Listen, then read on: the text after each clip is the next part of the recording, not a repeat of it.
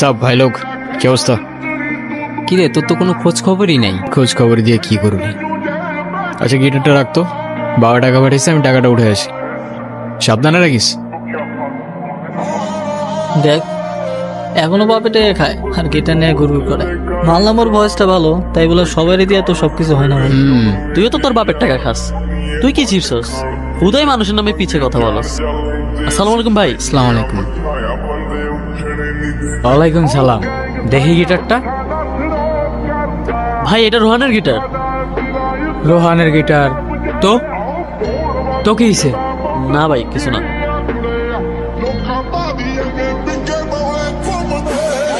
হে যা, ছিঁড়ে গেল তো। ভাই এটা কি করলেন? তোর তোর রোহান রে কইস এই গিটারের তার যেমন ছিঁড়ছি না, তোর রোহান রে ধরলেও না এমন করে ছিঁড়ালাম। চোস কিরে কি হয়েছে? কে ছিঁড়ছে? জাকির ভাই।